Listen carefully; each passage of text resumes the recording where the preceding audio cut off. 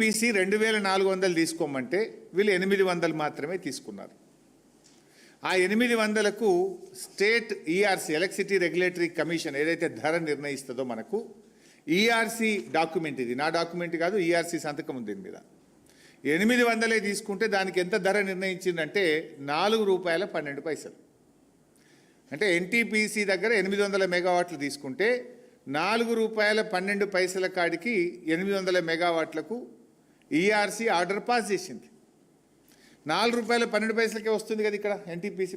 వాడు 2400 ఇస్తా అంటే నువ్వు 800 తీసుకుంటా అన్నావు పాపం, ఇంకా 1600 వద్దన్నావు. ఇప్పుడేమంటున్నావు? పవర్ ప్లాంట్ పెడతా అంటున్నావు.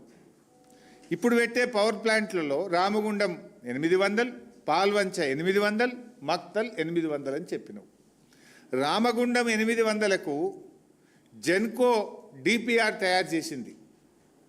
జెన్కో డిపిఆర్లో 10,800 కోట్లు ఖర్చు అవుతుందని డిపిఆర్ను ప్రభుత్వానికి సమర్పించింది. నిజమా అబద్ధమా? సూటిగా సమాధానం చెప్పు. 10,800 కోట్లతో జెన్కో డిపిఆర్ ఇచ్చింది, నిజమా కాదా? 800 మెగావాట్లకు 10,800 కోట్లంటే 1 మెగావాట్కు 13,62,00,000 రూపాయలు ఖర్చు అవుతుంది. ఇది స్టార్టింగ్, అయిపోయే వరకు అది 16-17 కోట్లు అవుతుంది. 13,62,00,000 రూపాయలు 1 మెగావాట్కు ఖర్చు అవుతుంది. 1 యూనిట్ విద్యుత్ ఉత్పత్తి చేయడానికి ₹7.70 అవుతుందని చెప్పి లెక్క తేల్చింది జెన్కో. ₹7.70 per unit. మరి 10,880 కోట్లు కాస్త ఏమవుతుంది? పూర్తయ్యే వరకు 15,000 కోట్లు అవుతుంది. ఈ 15,000 కోట్లలో 25% జెన్కో రాష్ట్ర ప్రభుత్వం డబ్బులు పెట్టాలి, 75% అప్పులు తేవాలి. 15,000 కోట్లు ఒక రామగుండంకు, ఇంకో 15,000 పాల్వంచకు, ఇంకో 15,000 మక్తల్కు, 45,000 అవుతుందా? నేనేమంటున్నా, అరే రూపాయి పెట్టుబడి లేదు, రూపాయి అప్పు అవసరం లేదు, మిత్తి మీద పడేది లేదు, వాళ్ళు కట్నీళ్ళు పెట్టిపోయోలే 2,400 మెగావాట్ల కరెంటు మన తెలంగాణలోనే పెట్టి మనకు సప్లై చేస్తామంటే ఎందుకు వద్దన్నావు? అయినా వాళ్ళు చెప్పిన ధర ఎంత? ₹4.12. నువ్వు మీ రాష్ట్ర ప్రభుత్వము జెన్కో రామగుండంలో భూమి ఉన్నది, అన్నీ ఉన్నాక కూడా ఎంతకు తయారైద్ది అన్నాడు? 1 యూనిటు ₹7.70. అంటే దాదాపు ₹3 ఎక్కువ 1 యూనిట్కు, ఇంకా ₹3.40 ఎక్కువ. సరే ₹3 అనుకో. 7.70 వర్సెస్ 4.12. 4.12కి ఎన్టీపీసీ ఇచ్చింది, నువ్వు తీసుకున్నావు 800, ఇంకా 1600 నువ్వు వద్దన్నావు. ఆ 1600 వాళ్ళని వద్దని నువ్వు సొంతం పెడతా అంటున్నావు. ఎందుకు? కమిషన్ల కోసం. సొంతం పెడితే ఎంతకు తయారవుతుంది కరెంటు?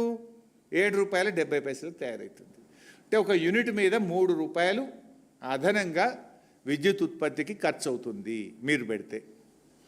ఒక రోజుకు 3 కోట్ల యూనిట్ల విద్యుత్ ఉత్పత్తి, 800 మెగావాట్లు అంటే దట్ ఈజ్ ఈక్వలెంట్ టు 3 కోట్ల యూనిట్ల కరెంటు.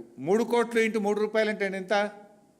9 కోట్లు. అంటే రోజుకు అదనంగా ఎన్టీపీసీ నుంచి కరెంటు వాళ్ళు ఇస్తమానంగా తీసుకోకుండా నువ్వు రామగుండంలో ప్లాంటు పెట్టి నువ్వు ఉత్పత్తి చేస్తే రోజుకు ₹9 కోట్ల ఈ రాష్ట్ర ప్రజల మీద భారం పడుతుంది. నీ జేబులకి వెళ్ళైతే పెట్టవు కదా, ఆ బిల్లు ఎవరికి వేస్తావు?